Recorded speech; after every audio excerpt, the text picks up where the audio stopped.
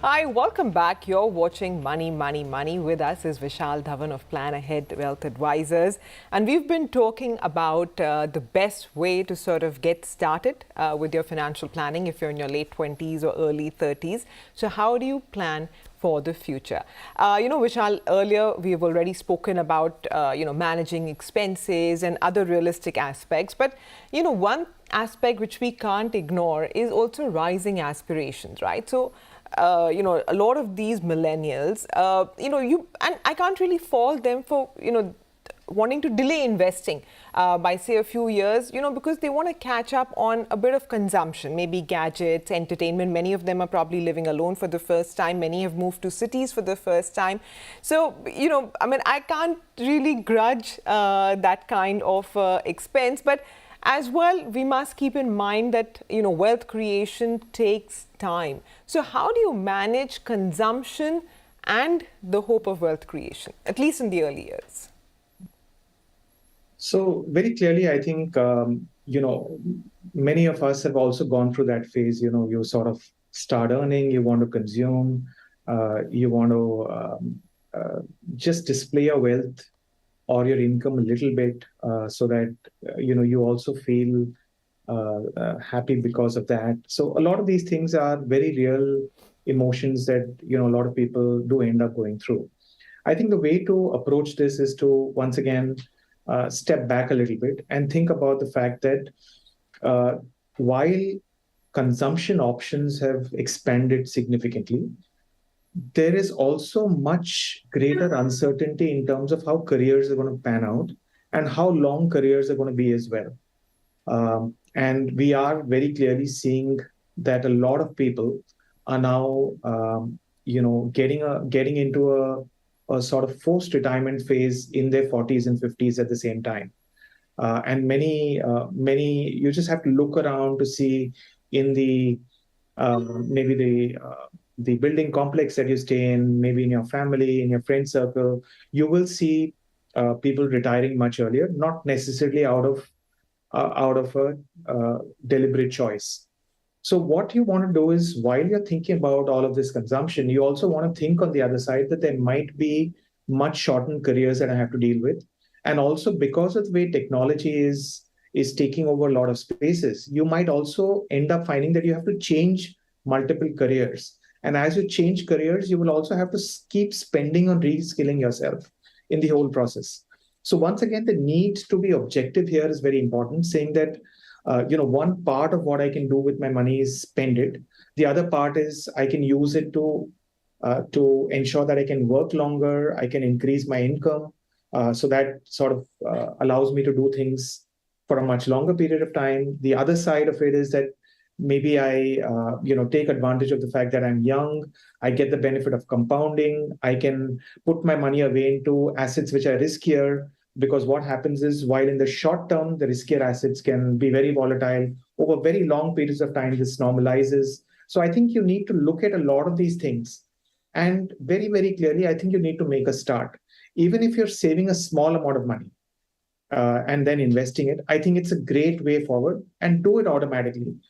Don't try to make every decision a decision where you will say then that, oh, I never had time, I'm so tired on the weekends, I need some space for myself, etc. Just automate the process, let it go out of your account, ensure that you have credit cards which are limited, don't go out of control on spending. I think those are the ways that you can really make this happen, and get your financial goals really in place.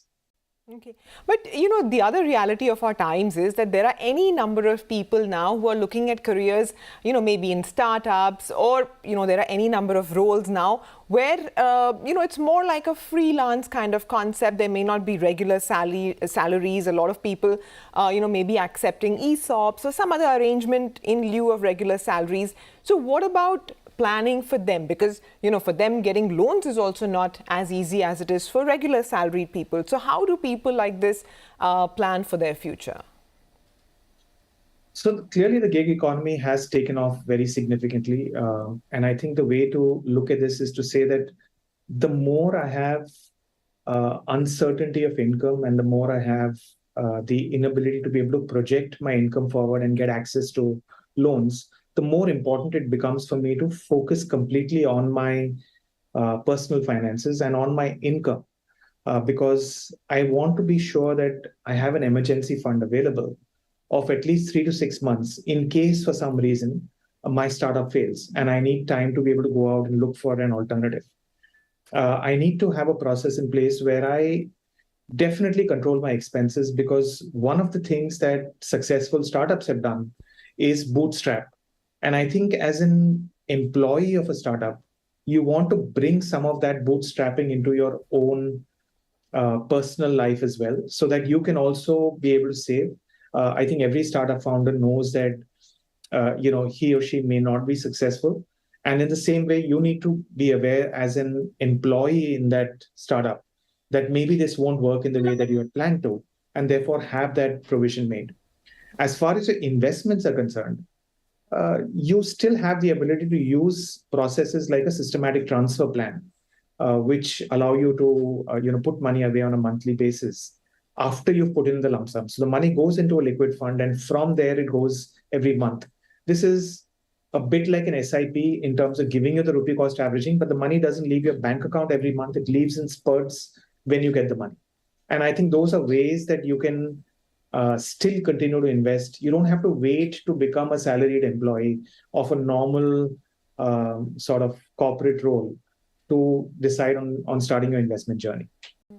And Vishal, in our parents' generation, it was a big deal to continue working till you retired, right? The voluntary retirement scheme was practically an alien concept for that generation. But now, many more people in our generation, and of course, many more who are younger to us, want to retire early. Nobody wants to be working, till they're 60, 70, etc. They want to start enjoying the money that they have made and want to enjoy life.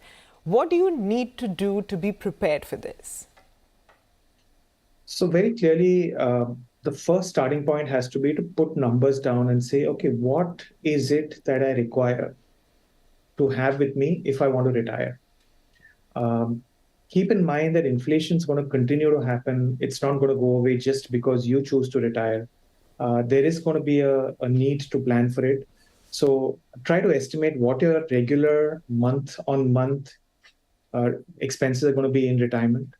Obviously, keep inflation in mind. Think about one-off expenses that will continue to come. For example, travel. Remember, you'll have a lot more time. You have the ability to travel as a result of that. And a lot of travel will come with higher expenses. Maybe you'll be more socially active. You'll be attending a lot more social functions. You have gifting to do there. All of these comes with cost. Similarly, there might be, even though you might be retiring, you still need to change your vehicle every X number of years. So what you need to keep in mind is, besides the regular living monthly expenses, keep in mind that you have these one-off expenses that will keep coming, plus the healthcare bit. Because one of the things that will happen inevitably to most of us is that even though we all want to retire early, one of the challenges with retirement very often comes with health insurance going away from your employer, the fact that your body starts to, slow down in certain ways, it starts to creak in certain ways, sometimes parts of it give way. So you want to be sure that you have enough money to be able to deal with that. And very, very clearly, the best way to do that is get the numbers in terms of what is it that you require, and then work with an investment plan to be able to get to that in a very diligent and disciplined manner. And Vishal, now for the real reason why we have called you, which is to pick your brains. We've understood the theory of how to go about it, right? But, you've would have helped, I don't know, any number of people now with their portfolios and plans, and also a lot of younger people. So therefore, any practical tips that you want to add from, your experience of making so many plans? So I think number one is, starting early. I think very often we hear this comment from clients, irrespective of the age that they come to us at, saying, I wish we had met 10 years or 15 years earlier. And that's one of the reasons why a lot of our clients keep telling us that, let's start working with my children right away. And I think that's the biggest sort of learning that we've had, that you got to start early.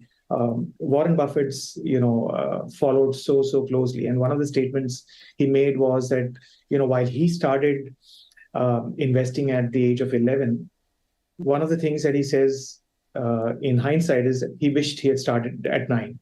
And therefore, I think the earlier you start, very clearly, the better off you're going to be.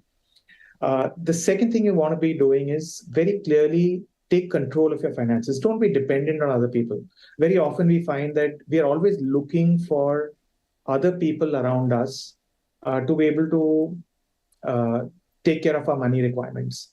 And I think it's very, very important that you take control of that. Even if you use a professional advisor, you need to lay down what your financial goals are. You need to lay out when you want those financial goals to get realized.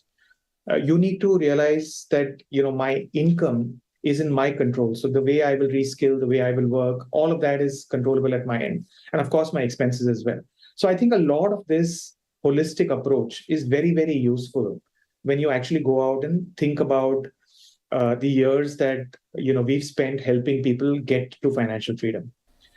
The third thing that you want to do, and it's very, very important once again, is that let the tax structure of a particular instrument not dictate how you want to invest.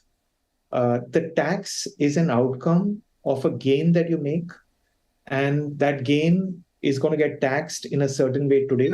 It may get taxed in a different way 5 years from today, 10 years from today, 15 years from today. You have limited control on it. You need to let your financial goals decide what should be your investment strategy, not your tax strategy become the sort of driver of everything else that happens. And last but not the least, stay on track with your financial goals and your investments. What it means is you need to spend time to go through it, evaluate it. Are you on track? Has something changed? Is your investment strategy working in the way that you wanted it to?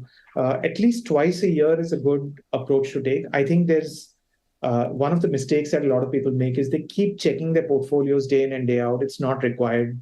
I think you want to stay to a plan. If you want to look at it once a month just to get an idea in terms of what's happening, that's okay.